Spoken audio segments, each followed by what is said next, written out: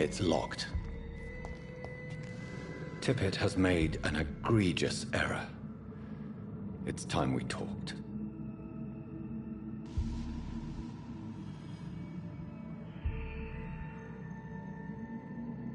Tippett has made an egregious error. It's time we talked. Tippett has made an egregious error. It's time we talked.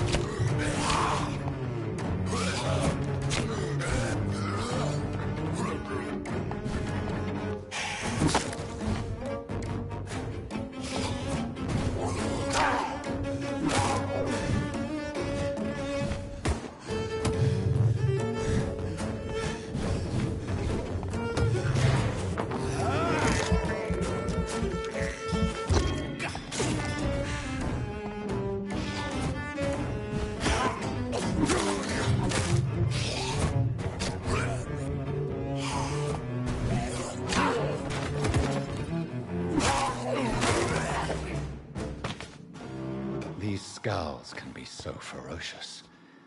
I'm not sure I can defeat them without becoming stronger. To drink blood is so tempting.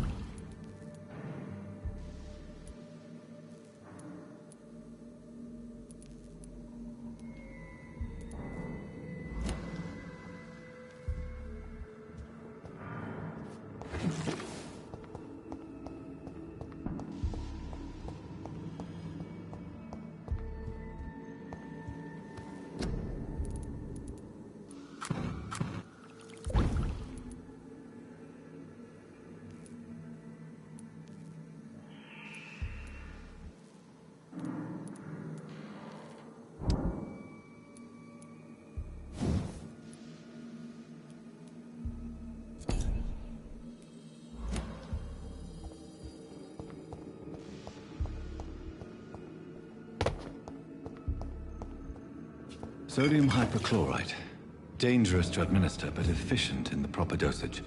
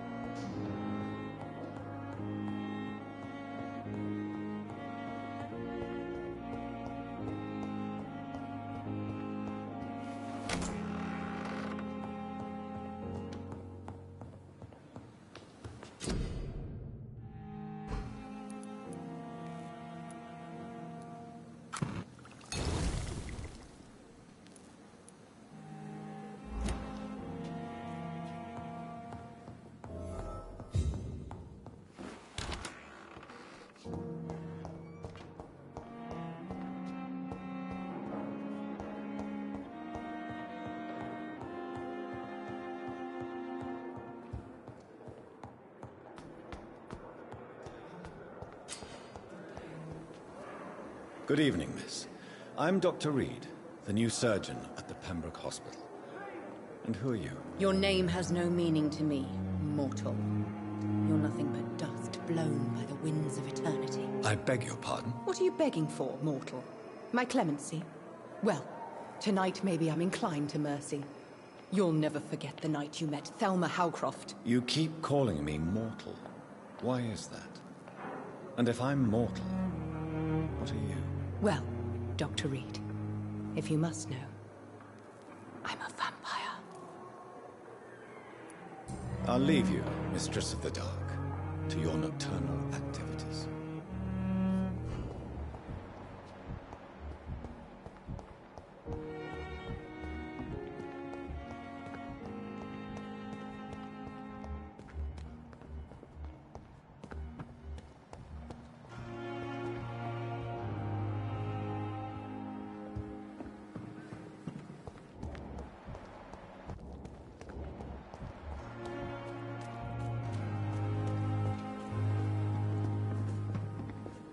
Good evening, sir.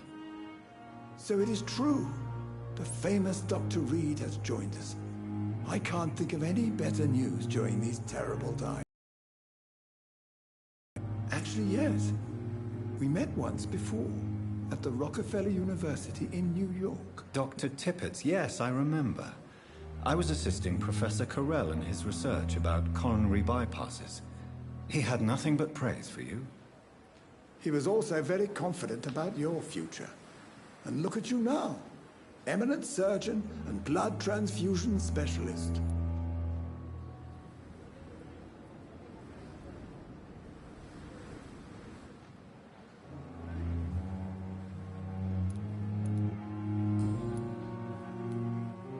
What is the Pembroke Hospital situation? And please, speak freely. This hospital is not exactly the best of London. I'm sure you are used to working in a better environment.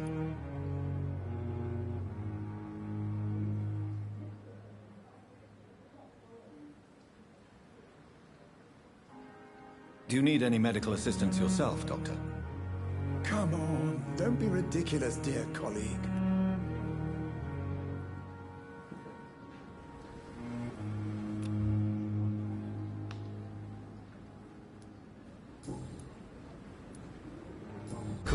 I want you to tell me about Mr. Connor. How did he die? What happened? He was my patient. He died because of my mistake. That's the blunt truth.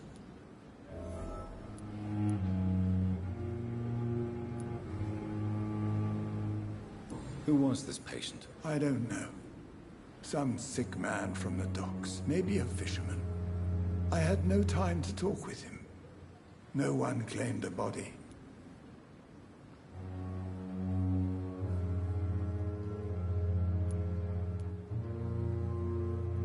What was the nature of the mistake? It was a twofold error.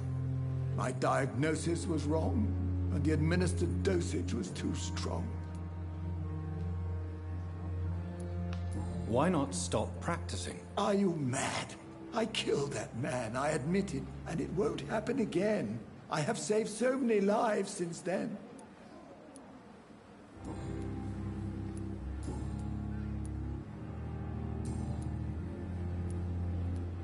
What can you tell me about the staff in the hospital? Some are really good, and others are not so good. But during this troubled period, there is no time for slander. I prefer to focus on the positive character traits. Tell me more about cherished people, then. Nurse Brannigan is a pearl. She is the most helpful and dedicated nurse I've ever worked with. A clever and cheerful woman. You really seem to admire her skills. I'll go even further. If she was a man, she would be a damn fine practitioner. Any opinion about the management? I don't always agree with Dr. Swansea's reserve, but I must admit he does all he can to keep this facility running during this crisis. Ah, yes, the burden of command. I was fed up with this concept while serving as a medical officer. Don't get me wrong.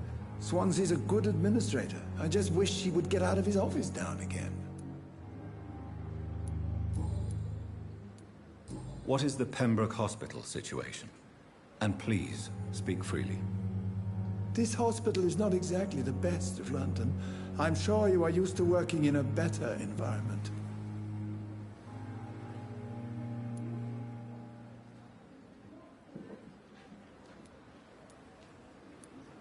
It's more than enough. In any case, the personnel of a hospital are much more important to me than the building. Don't be misled by appearances, Dr. Reed. This hospital does not lack talented people. It just lacks hope.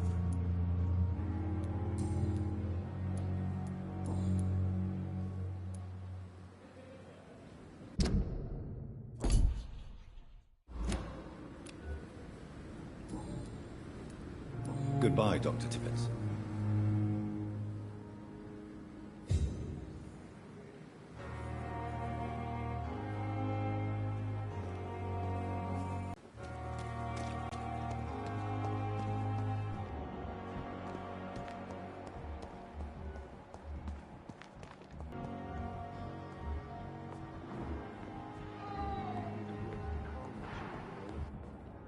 Finally, you've returned, Doctor. Did you find anything of value? Yes, nurse. You've worked your first miracle, Doctor.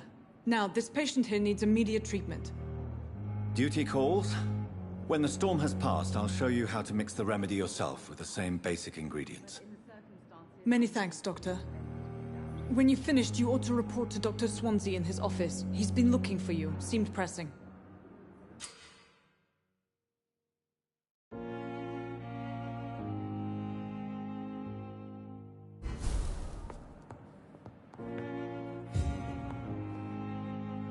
Good evening.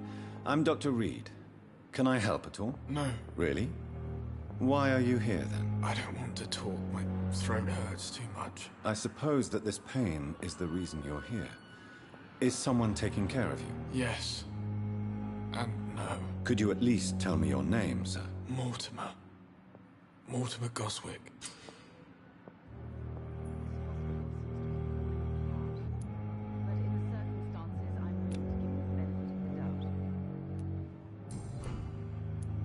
How painful is your throat, Mr. Goswick? So painful I'd rather not talk at all, Doctor.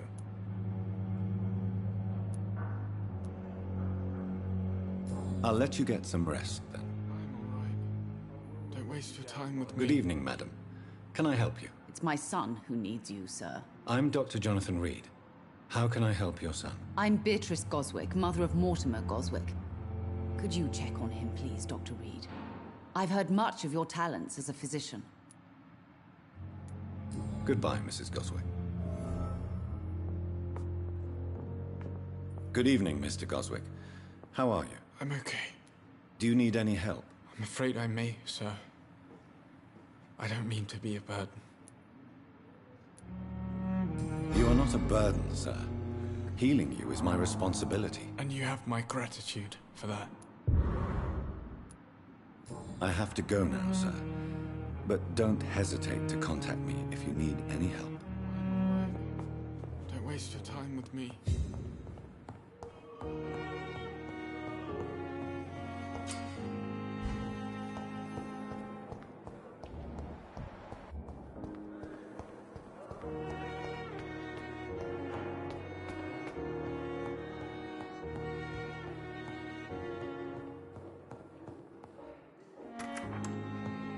Please, Jonathan, come in. Fascinating, is it not? In the last decade, so many mysteries have been brought to light with our microscopes. The human body, biology's penultimate frontier. The more we explore its boundaries, the less we're able to trace a clear line between life and death. You, my friend, have a foot in both countries. The view must be vertiginous. It's at least as vertiginous as chatting about vampires with you, I would say. This must be all so new to you. This area of town, the hospital, a brand new life. How stimulating it must be. I wish I could share your enthusiasm, Dr. Swansea. But my condition defies scientific categorization. Undead? Unalive? Immortality defies logic. I cannot express my thrill at this serendipitous turn of events. The world's most eminent specialist in blood transfusions, a vampire. One might say a gift from heaven.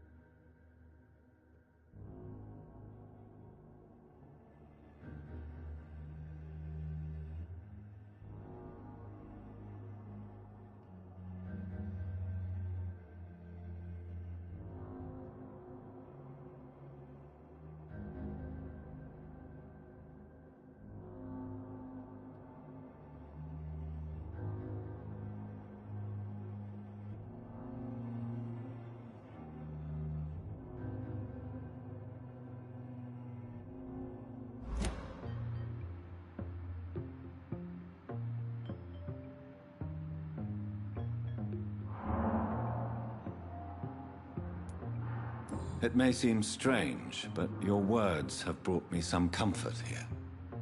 Forgive me. I've been an admirer of your work for a long time, and now you are so much more than a brilliant physician. And please, call me Edgar. There is no need to apologize, Edgar. You offered me sanctuary when I had none. Very well. I have a task for you, Jonathan. Something that will require all your newfound skills. Please, go on. The Pembroke only survives through the generosity of our benefactors.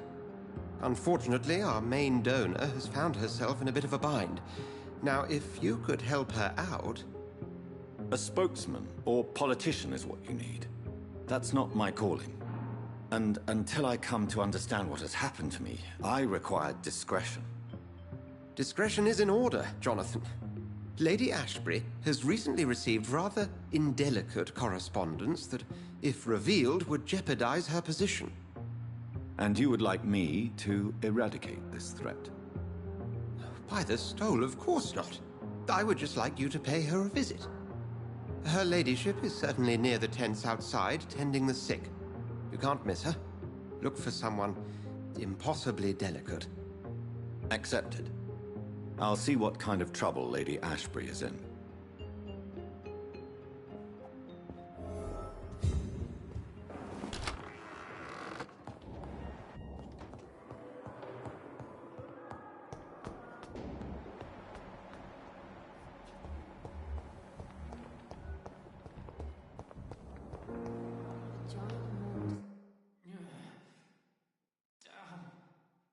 The pain.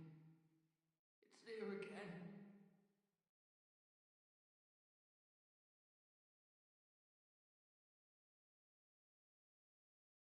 Good evening, Miss Howcroft. How are you tonight? I need blood, Doctor. Warm, rich, vibrant blood.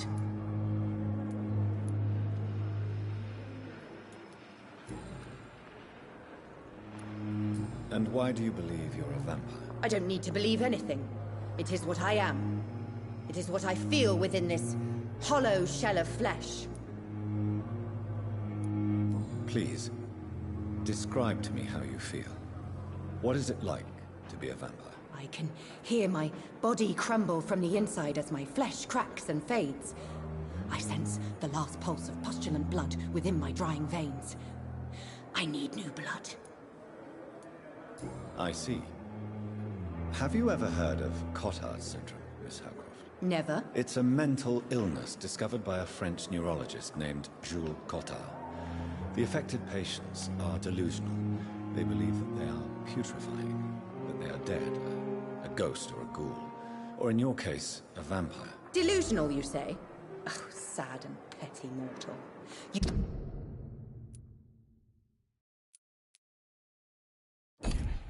You can't even begin to understand the concept of immortality.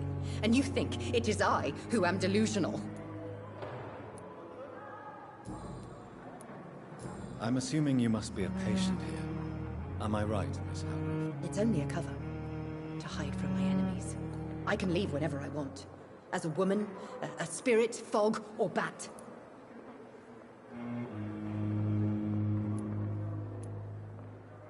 Who are these enemies you mentioned? Can you describe them? I cannot say for sure. But I sense their eyes on me from nearby. I feel them watching me every time I visit the garden near the morgue.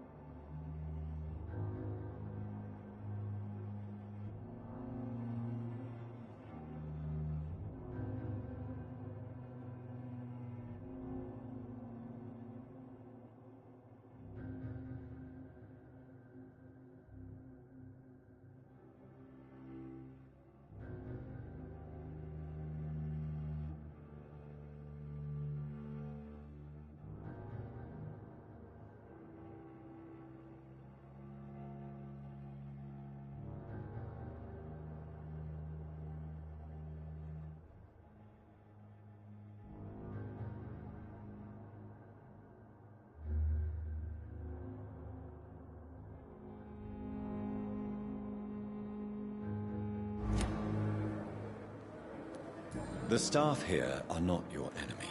They're here to help you, to care for you. I'm not speaking of the doctors in white. I'm speaking of the men and women who hunt me. For I am a vampire. I see. Don't worry. These people will not find you here. I'll personally make sure they leave you alone. Thank you, mortal. But do not interfere with them, for you are no match for those that hunt me.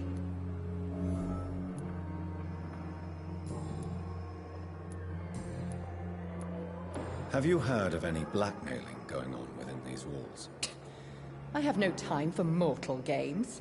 My secrets are beyond their comprehension, Dr. Reed. I'll leave you, Mistress of the Dark, to your nocturnal activities.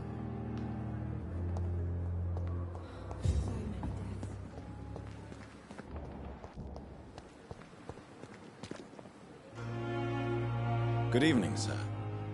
I'm Dr. Jonathan Reed. I'm new here. I've already heard about you, Dr. Reed. I'm Milton Hooks, the ambulance driver for this shithole of a hospital. That's quite a blunt introduction, Mr. Hooks. You can call me Milton. I like to speak my mind, Dr. Reed. Perk of the job. Don't judge me, and I won't judge you. I'm not sure I understand what you're talking about. Well, I'm no doctor, but I'm pretty sure a gun can't be used as a surgical instrument. You have a keen eye. I learned to shoot during the war, and have carried one ever since. Old habits die hard. No need to explain, Dr. Reed. And if you ever need a better gun, remember, I may have something for you. I have some good news, Milton. What? The epidemic's over? I retrieved your wallet, with all the money, and a certain picture. Well, yeah, Pippa Hawkins is my girl. So what? Is it the difference of skin color that bothers you? Not at all, Milton. Good. Please, take this money anyway. To remind you to keep your mouth shut. Not everybody is as broad-minded as you, Dr. Reed. Goodbye, Milton.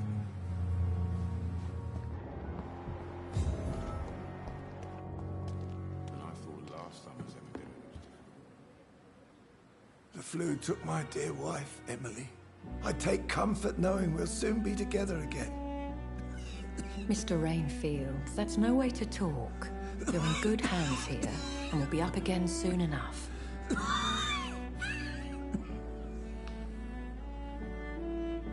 Now do me a kindness and get some sleep. I'll be back round later. Your words are kind, the blessings of an angel. You're the sweet, sweet Lady of Mercy.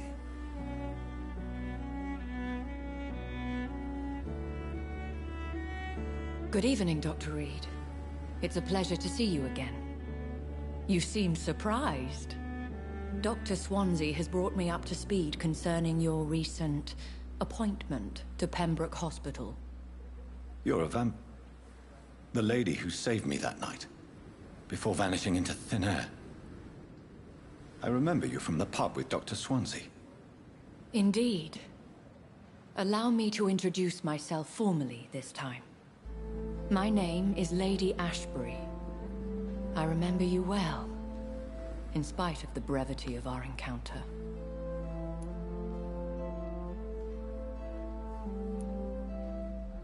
So it seems our Dr. Swansea does indeed have a fascination for creatures of our constitution. Dr. Swansea is a remarkable man. Dedicated, one might say, obstinate? He spent years compiling our bestiary. I hope you're more disposed to answer my questions now.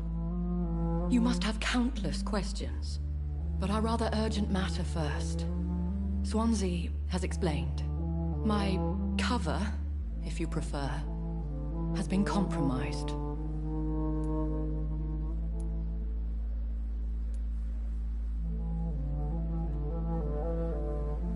Have any of the patients given you trouble? These poor souls have so little left to live for. I do my best to ease their pain.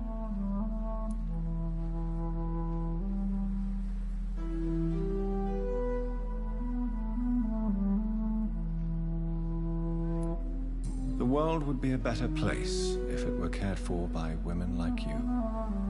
You make me blush. I am simply a necessary evil. Pardon my boldness, your ladyship, but I have questions concerning this condition we share. As a newborn, your hunger for answers is rivaled only by your thirst for blood. But the questions need wait. I'm a scientist. My trade is in the deciphering of mysteries, and I need information to feed my mind. I will gladly answer every question you have, but first, prove yourself capable of resolving my predicament without eating the culprit. Dr. Swansea has commissioned me to be your agent in this matter. You could start by explaining what's amiss. These past insufferable weeks, I've been the victim of extortion. I've made a first payment, but the blackmailer grows greedy. I must refuse his most recent demands.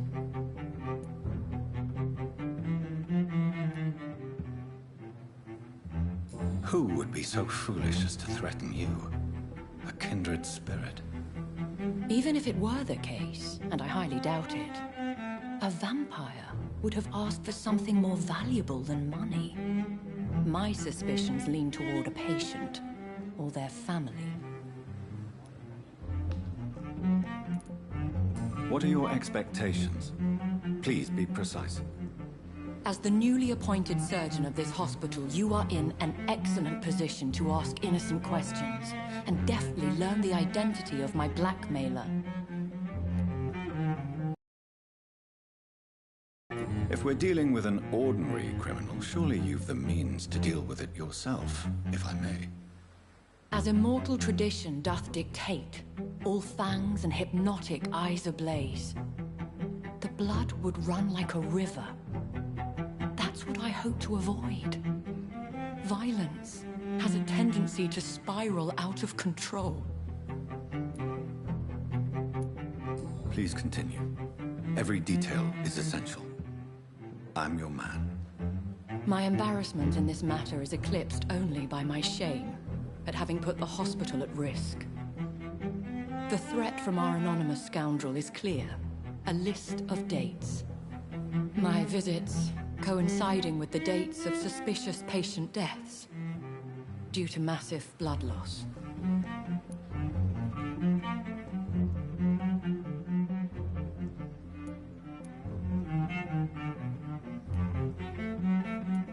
I'll take care of it. Do you know where I should start? If that was the case, I'd settle the matter myself. You could talk to our local gossip, Harriet Jones. Not a pin drops here without her hearing about it. I'll meet that woman now. My life, as others know, is in your hands, Dr. Reed. I'm sure of your discretion, but I do fear your powers of persuasion will be put to the test.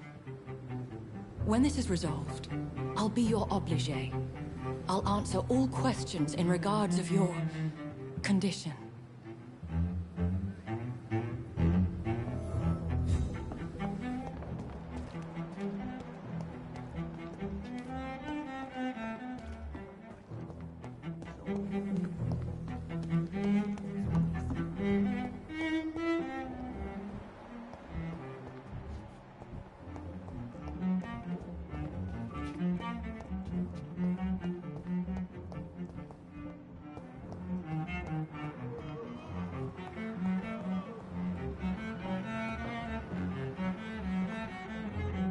Good evening, sir. I'm Dr. Reed. May I help you? I don't know if a third opinion is needed. Your colleagues are already arguing about my condition. I see. Would you mind telling me more about your situation? I'm Harvey Fiddick. All I want is to get me bloody arm fixed properly.